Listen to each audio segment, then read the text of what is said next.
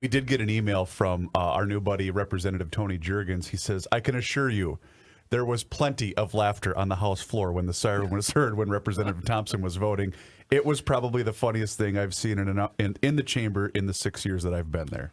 Well, I'm glad somebody has a sense of humor, and they realize that he's reached the point of ridicule. Well, Yeah, because he's embarrassing all of them. Yeah, nobody's taking him serious. No, he's reached the point of ridicule. Now he's got a series of lies in his response. We have quite a quandary here. But did you also notice in that soundbite how I don't know who was doing the roll call, I forget, but after every person's last name was announced, it was instantaneous. And there's like a 6-second delay before the idiot even turns his mic on. What was I going to say? Yeah, we laugh at it, but unfortunately, he still gets to vote, and that's not a laughing matter. Oh, he shouldn't be. Right, he shouldn't be there. We have quite a quandary today. Now, yesterday we read Todd Axtell's Facebook post about the incidents. And then today we hear Thompson's version, and they're 100% opposite. Who do we to believe? So we have a quandary. Do we believe the chief of police, or do we believe John Thompson? I have an idea. Huh? How about I'm going to go with the chief. How about a poll question for the Garage Logic Twitter account? I don't think it. I think it's not much of a poll. Yes, it's pretty clear. This is from the Pioneer Press. Mara Gottfried.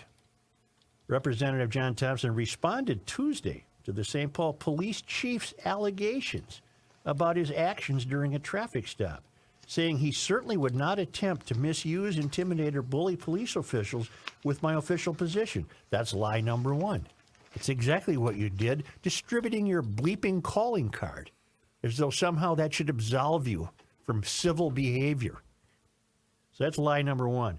An officer pulled over Thompson's 26-year-old daughter in St. Paul on Sunday afternoon, after which police say Thompson arrived at the scene. I responded as any concerned father would, arriving at a chaotic scene to help deal with my frightened daughter who was having a verifiable mental health episode, which was triggered by the large presence of the SPPD. We don't know that. Well, it wasn't a chaotic scene. It became chaotic with When your you intrusion. got there. Additionally, the law enforcement officers on scene treated me with the utmost respect, and I want to highlight the exemplary job the officers did de-escalating the situation. Thank you. That absolutely contradicts what happened Sunday. Yesterday, off air, we listened to the police radio conversation regarding this incident, and you can hear this moron screaming in the background. Yeah. Yelling in the background.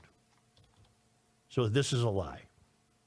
Thompson said he has faith that the way officers handled him and his daughter creates the standard of treatment going forward when dealing with mental health issues. Well, he seems to be throwing the daughter under the bus with this claim of mental health issues.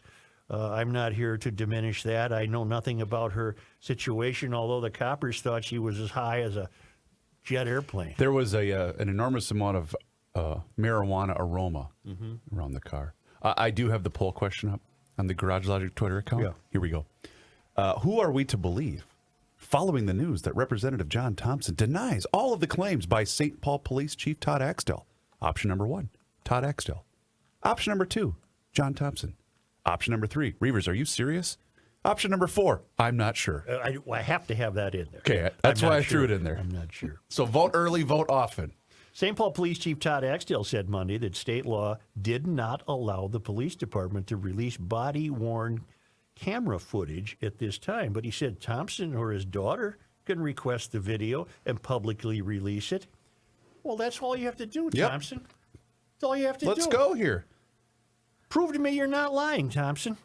But don't you think him sucking up to the St. Paul Police Department was his way of trying to calm the situation so people stop calling for the release of the video? Probably. And what else I wonder about that is who writes this stuff for him?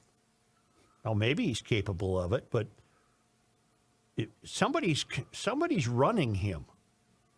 Doesn't it seem like that? What do you mean? Yeah, Well, what- I don't know that he's runnable. Additionally, the law enforcement officers on the scene treated me with the utmost respect, and I want to highlight the exemplary job the officers did de-escalating the situation. the situation was only escalated because of you. The situation was only chaotic because of you. I contend that he might not have written that paragraph. He has somebody helping him communicate and come up with this BS. Because this is just utter BS. The largest association of officers in the state urged, let me turn here.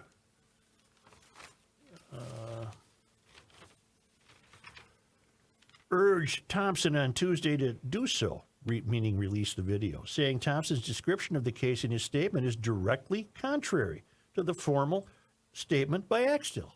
Of course it is. Directly contrary. Show us the tape, Thompson. As a state representative, you have also led efforts to make recordings from peace officers' portable recording system available for viewing no later than 48 hours after use of specific types of force. Brian Peters, Minnesota Police and Peace Officers Executive Director, wrote in a letter to Thompson, "We urge you to release the body-worn camera footage immediately to corroborate your position." Absolutely. House Speaker Melissa Hortman, DFL Brooklyn Park, was asked about Thompson at an unrelated news conference Tuesday at the Capitol. She noted that the DFL party expelled Thompson from the party in September after he faced other allegations, and Thompson now serves as an independent. Hartman said she was not aware of members of the legislature who planned to file an ethics complaint over Thompson's alleged conduct. She noted that ethics complaints are often filed after all the facts of a case have become public. Well, fine, John, again, release the video and we'll have all the facts. That's all you got to do. The situation began Sunday about 4:30 p.m. when an officer pulled over the driver of a van after seeing it swerve out of its lane on Interstate 35E, said Steve Linders, St. Paul police spokesman. The van was registered to Thompson and had tabs that expired 2 years ago, and his 26-year-old daughter was driving with a suspended license. The driver stopped in the area of Westminster and Cayuga Streets. Her window was down about an inch, and she wouldn't roll it down more to talk to the officer, Linders said. The officer reported smelling marijuana coming from the vehicle. Axtell wrote in a Monday Facebook post, while the officer was attempting to get to the driver to cooperate and other officers backed her up, the driver's father pulled up in another vehicle, jumped out, and immediately began interfering by yelling and questioning the traffic stop and identifying himself as State Representative John Thompson. Thompson handed out his official business cards, according to the police department. Nice of him. But he would never use his position. No. See, who's writing this BS for him? You're a liar, Thompson, and the only chance you have to make me apologize for that statement is show the video. I have a question, and somebody else had brought this up via email. I apologize for not remembering who the name of the person was, but would Thompson also, because he was basically interfering with a potential arrest, would he himself also be in a position of possibly being arrested? I hope so.